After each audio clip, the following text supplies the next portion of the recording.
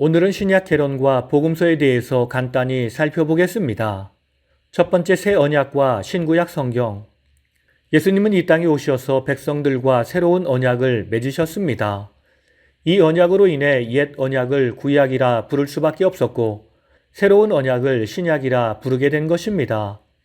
이 새 언약은 예수 그리스도의 십자가 곧 그리스도의 보혈의 은혜 가운데 맺어진 언약입니다. 구약 성경도 새 언약에 대해서 예언했습니다. 나 여호와가 말하노라. 보라, 날이 이르리니 내가 이스라엘 집과 유다 집에 새 언약을 세우리라라고 예레미야는 이미 예언한 것입니다. 두 번째, 신약 성경의 구조. 신약 성경은 네 가지로 분류할 수 있습니다. 첫 번째는 복음서이고, 두 번째는 역사서이고, 세 번째는 서신서, 네 번째는 계시록입니다. 복음서에는 마태, 마가, 누가, 요한복음 곧 사복음서가 있으며 역사서는 사도행전, 서신서로는 바울 서신과 일반 서신으로 나뉩니다. 바울 서신은 로마서, 고린도 전후서, 갈라디아서, 에베소서, 빌립보서, 골로새서, 데살로니가 전후서, 디모데 전후서, 디도서, 빌레몬서 등 13권이고 일반 서신으로는 히브리서, 야고보서, 베드로 전후, 요한 1, 2, 3서와 유다서가 있습니다. 마지막으로 계시록은 요한 계시록이 있습니다. 세 번째, 공관복음과 요한복음의 비교. 복음서는 사복음서가 있습니다. 그런데 사복음서 중에서 마태, 마가, 누가복음은 일관된 성격을 가지고 있습니다. 이것을 우리는 함께 보는 복음, 공관복음이라 표현합니다. 공관복음과 요한복음의 구조.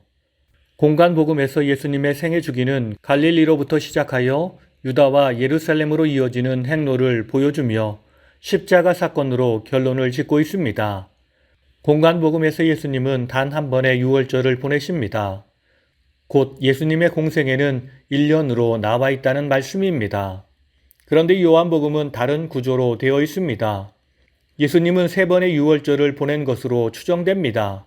곧 예수님의 공생애를 3년으로 이야기하는 것입니다. 예수님의 기적.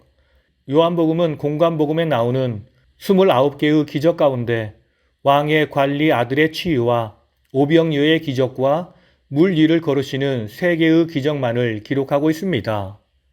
가나의 혼인잔치, 베데스다 연못의 병자 치유, 태어날 때부터 소경된 자의 치유, 나사로를 살리심과 부활 후의 기적적인 고기잡이 과정은 비교적 요한복음에 상세하게 기록된 반면 공관복음에서는 모두 생략되어 있습니다. 공관복음에서 기적이란 하나님 나라가 이 땅에 왔다는 것을 강조하기 위한 도구입니다. 이 땅에 부족하고 연약한 모든 것이 사라지고 주님이 원하시는 완전한 모습으로 변화되는 것입니다. 그래서 수많은 기적을 다 기록하고 있습니다. 이런 것들의 대표적인 것은 예수님이 귀신을 몰아내는 것과 나병 환자들이 치유받는 것을 통해 확실히 알 수 있습니다. 그런데 요한복음의 기적은 공관복음과 달리 하나의 사인, 즉 표적으로 나타나 있습니다. 요한복음의 표적은 계시의 성격을 가지고 있습니다. 자연의 법칙을 넘어서는 어떠한 현상에 관한 모든 것이 표징을 의미하는 것은 아닙니다. 표적은 삼위일체 하나님께서 예수를 통하여 계시할 때와 예수께서 자기 백성에게 계시될 때만 표적이 되는 것입니다. 요한복음의 기적은 기적 그 자체의 현상이 아니라 예수 그리스도의 신적인 권능과 영광을 나타내는 것입니다. 그리스도론. 공관복음에서 예수는 한 인간으로 출발합니다. 예수 그리스도의 탄생과 역사, 족보 등을 통해서 점진적으로 계시하며 등장하고 있습니다. 그리고 예수님이 활동하시며 그분이 메시아임을 확증하시고 제자들을 비롯한 많은 사람이 그런 주님을 구주로 고백하고 믿는 전개를 하고 있습니다. 그러나 요한복음은 시작부터 메시아를 선포하고 있습니다. 세례자 요한의 증거와 제자의 부르심에서 안드레는 형 시몬에게 메시아를 만났다고 고백하고 있습니다. 또한 사마리아 여인과의 짧은 대화 속에서도 예수께서는 자신을 메시아라고 밝히고 있습니다. 요한복음은 그리스도이며 하나님의 아들인 예수 그리스도를 신으로 전지함으로써 그분을 신앙의 대상으로 여겼다는 것입니다. 이로써 하나님의 왕정을 선포한 공관복음과 영광과 생명의 복음을 선포한 요한복음은 서로 일맥상통하는 관계를 이루며 어떤 관점에서 예수를 말씀하고 있는가를 그대로 보여주고 있습니다.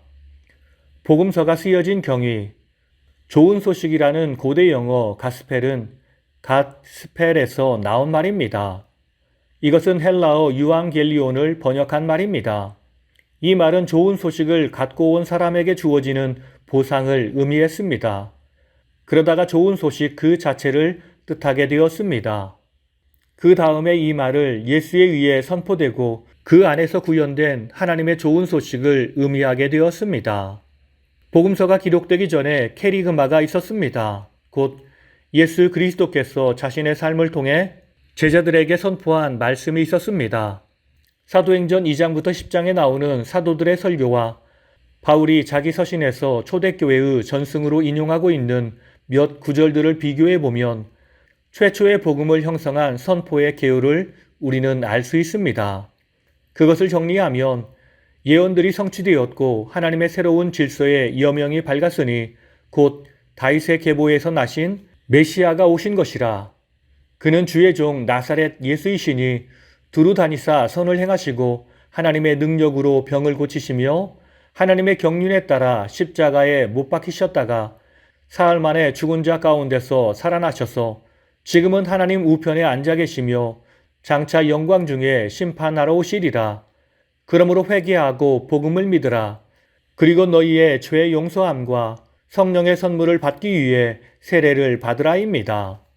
주님의 제자들은 예수님의 삶과 가르침을 잘 정리해서 이렇게 믿었던 것입니다. 그리고 그 소식을 세상에 전했습니다. 이것이 최초의 복음입니다. 최초의 복음은 산상설교가 아니라 언덕 위의 십자가와 빈 무덤과 거기에서 나타난 하나님의 구원 행위에 관한 선포인 것입니다. 이 최초의 복음 전파에 관해서 우리가 두 가지 생각할 것은 첫 번째는 사도들은 단순히 복음을 들으려면 듣고 말려면 말고 식으로 청중에게 전하지 않았습니다. 그랬다면 오순절에 베드로의 설교를 듣던 자들이 마음의 찔림을 받지 않았을 것입니다. 제자들은 그들의 메시지를 삶과 죽음의 문제로 삼았습니다. 죄 많은 인간들을 향해 그리스도 안에 있는 하나님의 구원하시는 행위에 절박하게 부딪히게 하며 믿음의 결단으로 거기에 응답하도록 요청했습니다. 두 번째는 우리들이 지금까지 살핀 캐리그마는 다만 사도들이 말한 내용의 주요 골격만을 말한 것입니다. 그 골격에 살을 붙였습니다. 즉 예수와 세상 가운데서의 그의 사역과 그리고 마침내 그가 어떻게 십자가를 지게 되셨는가 실제의 이야기를 가지고 그렇게 설명해 나간 것입니다. 예수님에 대한 이런 자료들은 초대교회가 충분히 확보한 상태였습니다. 많은 증인들이 있었고 자료가 있었기 때문입니다. 처음에는 이런 예수전에 대한 필요성을 크게 느끼지는 못했습니다. 그것보다는 예수님이 전한 교훈 곧 캐리그마 곧 말씀 자료들은 제자들에 의해 잘 보존된 것으로 보입니다. 이런 자료들은 마태와 누가는 잘 기록하고 있으며 사도 바울도 로마서 12장에서 14장에 잘 기록하고 있기 때문입니다. 그러므로 우리는 아주 초기부터 사람들이 예수의 말씀을 소중히 여겨 기억했음을 확신해야 합니다. 이런 말씀 어록들은 주 50년경에 어떤 곳에서 만들어졌는데 그 목적은 복음 전파에 의해 개종한 자들을 위한 그리스도인의 행동 지침서로 사용하기 위함이었습니다. 그러면서 예수께서 죽으시고 부활하신 지도 온 한 세대가 지나갔습니다. 이제 복음의 성화의 불길은 예루살렘에서 로마로 번져갔습니다. 많은 증인들은 잠들었습니다. 세베대의 아들 야고보와 주님의 동생인 야고보는 죽임을 당하고 말았습니다. 그래서 주님의 증인이 다 사라지기 전에 예수의 이야기를 기록해야 할 필요성을 느꼈습니다. 그래서 제일 먼저 복음서를 기록한 사람이 마가 요한입니다. 그는 베드로의 친구였으며 그의 통역자로 활동한 사람입니다. 그렇게 최초의 복음서가 기록된 것입니다. 다 함께 기도하시겠습니다.